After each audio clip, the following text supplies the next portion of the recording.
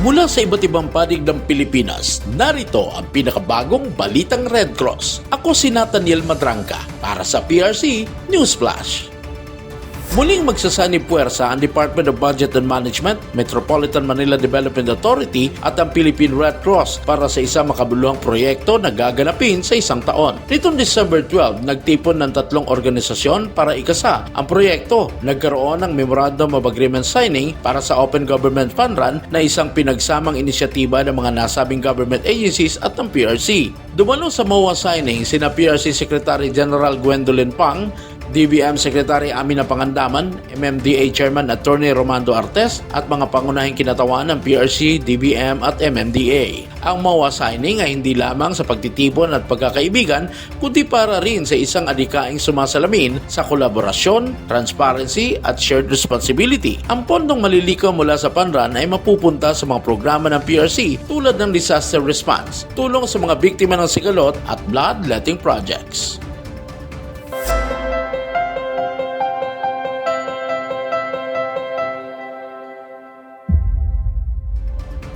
Marami sa ating mga kababayan na nangangailangan ng dugong pandugtong buhay. Ang Philippine Red Cross ay isang sangay na mapagkukunan ng dugo. Salamat sa ating mga mabubuting blood donors na walang sawang nagbibigay ng parte ng kanilang buhay. Para tuloy-tuloy ang supply ng dugo sa mga Red Cross Blood Service Facilities, may mga grupo ang nagsasagawa ng bloodletting drives kasama ang PRC at kadalasang ginaganap ito sa iba't ibang lugar sa probinsya. Mayroong isang programa na itinatag ng Red Cross at ito ay ang Pledge 25. Ang Pledge 25 ay isang youth blood donation program ng PRC na naghihikayat sa mga kabataan na regular na mag-donate ng dugo 3 hanggang 4 na beses sa isang taon. Simula sa edad na 18 hanggang sila ay umabot sa edad na 25.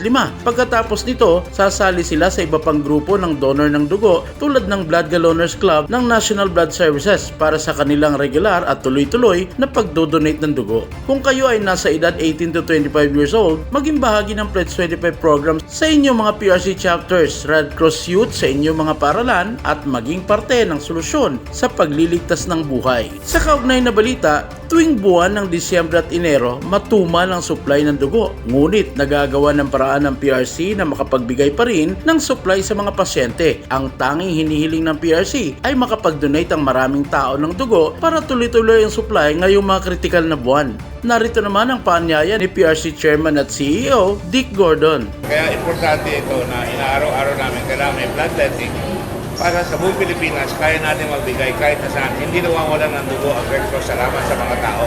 Ang mga tao nagdadala ng Red Cross. Dahil kritikal ang buwan ng Disyembre at Enero sa donasyon ng dugo, sinamantala ng mga malalaro ng PBA ang pagkakataon na himukin ang publiko na mag-donate ng dugo. Hinihikayat po namin kayo na samahan kami dito mag-donate sa Philippine Red Cross ngayong darating na holiday season. Sama-sama po tayo magbigay ng regalo para sa kapwa natin na nangangailangan ng dugo. Andito naman po yung buong Red Cross para umalalay sa atin kung anong dapat gawin. Ingat po tayo lagi and God bless po. Hey, this is Cade Flores from the PBA. I'm calling everybody that would like to donate some blood. It's always good to do so and help others in need. You never know who actually needs it. Yeah, anybody that's looking to help out to your fellow Filipino brothers and sisters, you could just donate here today or whenever you can. Mula naman sa mga kasundaluhan, inihayag nila ang kagaanan ng loob na makapagbigay sila ng dugo. Ang pagbigay ng dugo ay napakasarap na pakiramdam dahil nakapagbigay ka ng dugo sa mga taong nangailangan at malaki din bagay sa aming mga sundalo na nakapagbigay ng tulong sa mga nangailangan, lalo na sa mga may sakit po.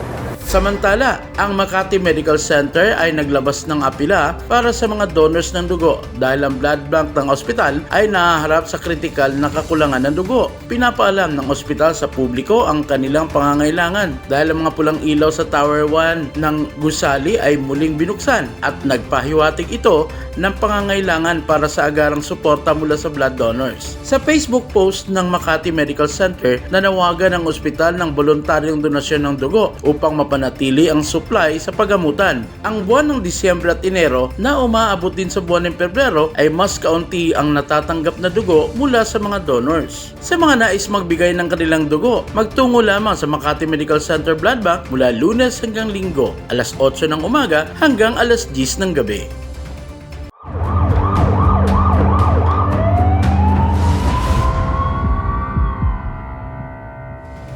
Dalawang magkahiwalay na sunog ang naganap at narespondihan ng Philippine Red Cross sa Baguio at Quezon City. Ang naganap na sunog sa Baguio City ay nangyari sa Happy Homes Campus Sioko, Ferdinand Barangay, Baguio City. Natupok ang ilang kabahayan ng Muslim community kung saan apektado ang nasa 56 na individual. Agad naman nagpadala ng tulong ang Philippine Red Cross Baguio City Chapter at naghanda ng makakain para sa mga nasunugan. Nag-abot din ang PRC Baguio City ng mga non-food items gaya ng sabon panligo, kumot, tuwalya at face mask. Kasalukuyang nakikipag-ugnayan ang PRC Baguio City Chapter sa lokal na pamahalaan para sa mga pangangailangan ng mga nasunugan.